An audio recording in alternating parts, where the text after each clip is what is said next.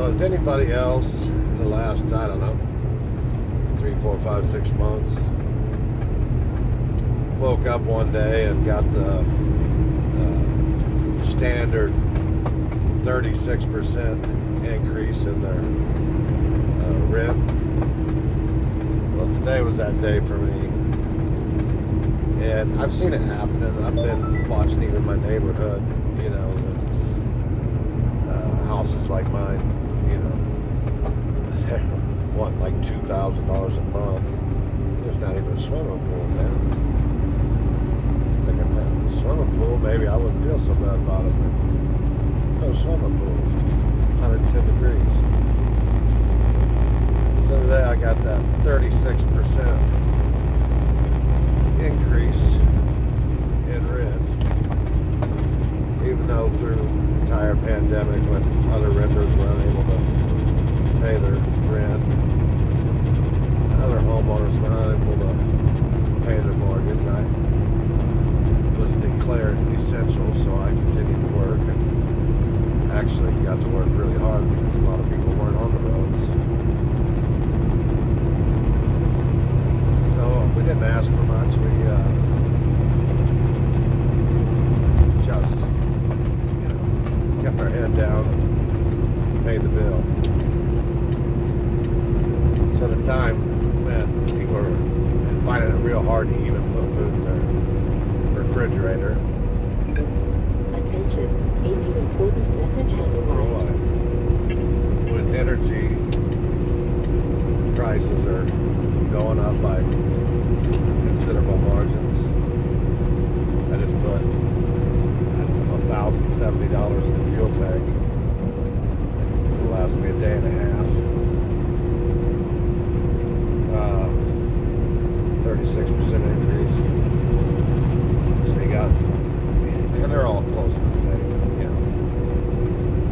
Increase in food, increase in transportation, increase in electricity. Basically anything you were living on, the price has gone up. And we read the stories and we see the stories on nightly news about shortages and listeria and salmonella and all these plants that are mysteriously catching on fire, and even a couple of food processing plants within a couple of weeks of each other just miraculously had airplanes crash into them. We haven't seen that in 20 years. But I digress. So we're at this time, and I've never been the guy that really even respects money, you know. I understand that money is a fake thing.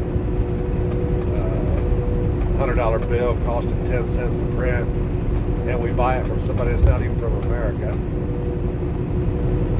And we pay interest on it.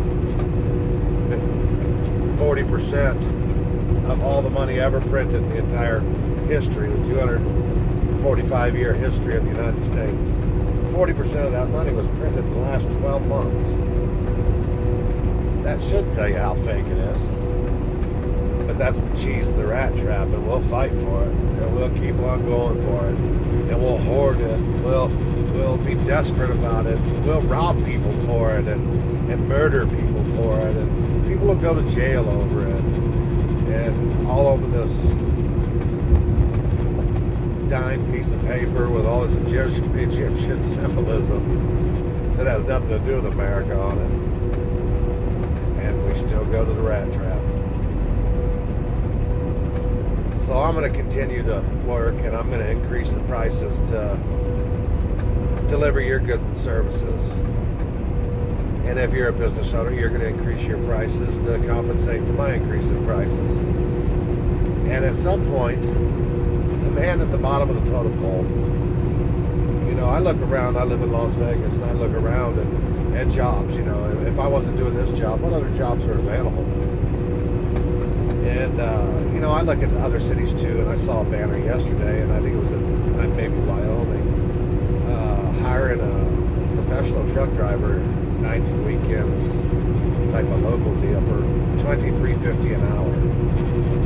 And And I see it all the time. McDonald's hiring for $18 an hour. And I think it just doesn't make sense. A professional, it's not easy to become a professional and to stay safe in doing it. You have a bad day out here, it may cost you the rest of your life in jail, or it may cost you your life. You have a bad day flipping burgers, you go home and smoke a joint, drink a 12-pack, and do it again tomorrow. But at some point, the bottom man's going to get squeezed. People are going to be homeless. People are not going to, they're just not going to be able to make it. They'll turn to crime. At some point, some segment of our population, and whether they be Trump supporters, Biden supporters, Putin supporters, regardless, they're not going to be able to feed their family. They're not going to be able to take care of themselves, and they'll be desperate, and it'll turn to desperate measures. There's no way that you can just every couple of years decide, hey, you need to pay 36% more for everything. Everything. And we want to blame the other side, whatever side. It's all about this team stuff. And that team thing is an entire illusion. That team thing, that Cubs versus Cardinals, that red versus blue, that liberals did this, Republicans did that. It's all an illusion to make you look at your neighbor and blame your neighbor. It's not your neighbor that's doing this to you. This is a carefully constructed plan with both sides. I'll play the good guy, you play the bad guy. Okay, this time you play the good guy and I'll play the bad guy. That 49-51 agreement that they've had for decades and decades. I mean, even when it gets kind of messed up, what do? They redistrict to make sure it stays 49-51. They share power, and sometimes one plays the good guy, sometimes one plays the bad guy. And they always get you to point the finger at the other guy. Just like the toilet paper shortage. Oh, it's those hoarders. No, it's not the hoarders. Anybody that's ever hauled toilet paper knows there was no toilet paper shortage. That stuff is all carefully constructed to get us acting like animals. You're in a big mouse maze experiment with some cheese at the end of it and a bunch of obstacles in your way. And they want to see if you'll kill each other or beat each other or blame each other to make sure you get the cheese at the end of it, or to make the excuse of why you couldn't get to the cheese and now you need another piece of cheese. We're being plotted against, we're being carefully destroyed. Our way of life is being destroyed. We're at a point in our life where they're paying these young kids, these kids that have never done nothing, to be on YouTube making millions of dollars to influence other idiots to go out there and do idiotic shit. This guy, you can work 1,000 lifetimes and never make money like this retarded kid. Backs up a dump truck of lottery tickets to scratch off. And you look at the number of views and the number of followers, and they're not teaching them how to. They couldn't build a house. They couldn't build a waterway. They couldn't build a treatment plant. They couldn't do anything like that. But they can go to a shopping center and smash a gallon of milk over their buddy's head on film, or go fart in somebody's ear at a grocery store, or jump off of a roof into a trampoline made of barbed wire. I mean, what the hell? What in the hell kind of society are we becoming? And this is what they want to influence us to not be warriors, to not be united, to not be, they made sure we have no more culture. We're a mixed bag of bullshit, and nobody even knows their culture. Nobody knows. There's no togetherness. When you go, you see other countries, and they have a culture, and they have ways, and there's, and I don't agree with them all, but there's a unity around certain things. We have no type of unity anymore. The only unity we're starting to come into is this: we're unified under attack and broke. We're living on the edge of complete meltdown. And we're going to blame these bottom feeders, the ones that crashed first, the ones that turned stealing and theft and, crime. We're going to blame them, and then what are we going to do? We're going to ask our daddy government to send in these jackbooted thugs with badges and guns and assault vehicles to clean up the problem. The problem that they started, they always start the problem, and then they just so miraculously have the solution. Kind of like sicknesses that go around. And we fall for it every time. And you get those people, and there's, especially old people that are on Social Security, they're probably the worst at it because they worked their whole life. They played by the rules to get to a point to where they don't have to run the rat race, so they thought, any longer. So they don't want anything to upset the apple cart. And sometimes by anything, that means doing the right thing. There's some that still are the same warrior they were when they were 35 or 25. But most aren't. They're more worried about getting their medicine. They're more worried about, making sure that they can go do those things that they want to do as they wind their life down. And who can blame them?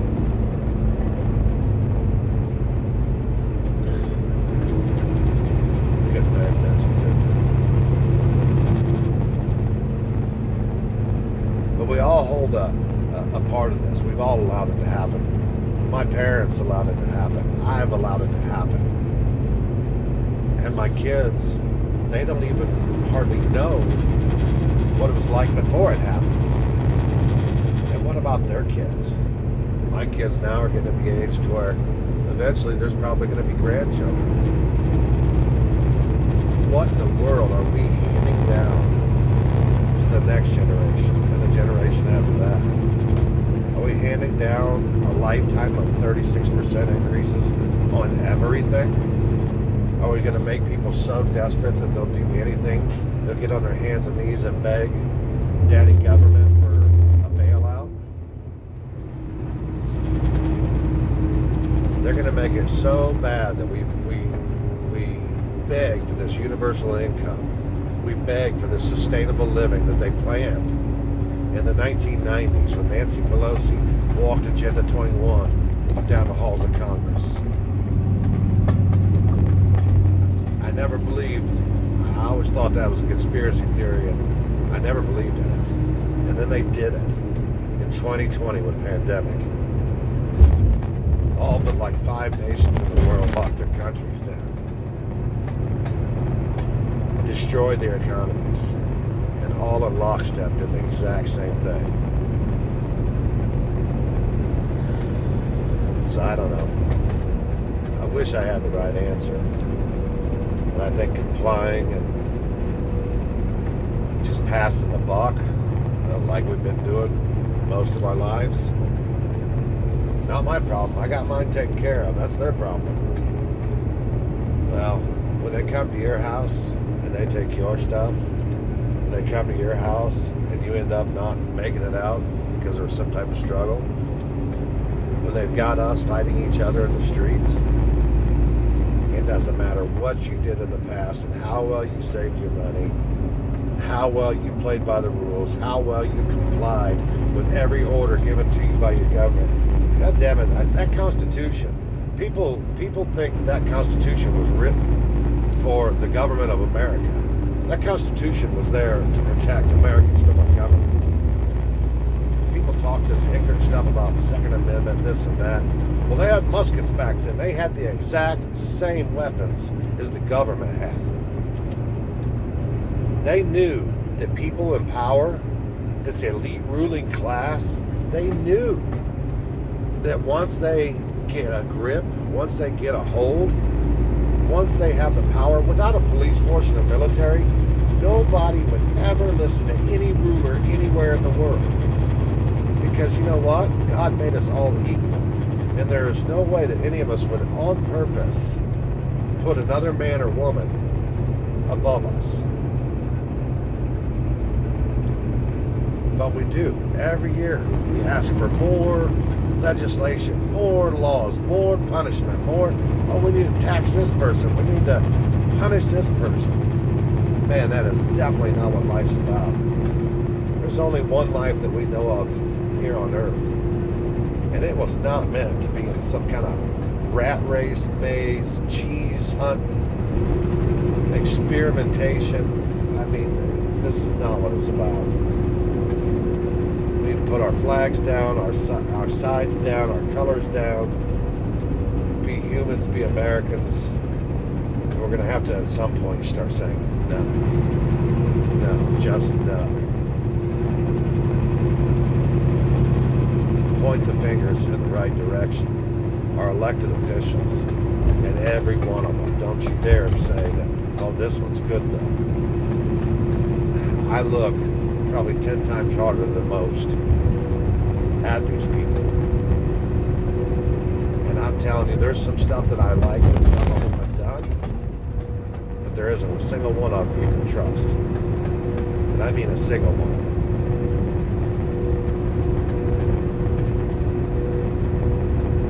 Protect your family, protect your neighbors, do what's right. And by all means, please pay attention to what's going on. It may not be you today, but it'll be you tomorrow. I don't care what rainbow flag you've got hanging. I don't care what MIA POW flag you got hanging. I don't care what group you identify as. Someday they're coming for you. And if you don't stand now, who's going to be there? Who's going to be left to stand for you?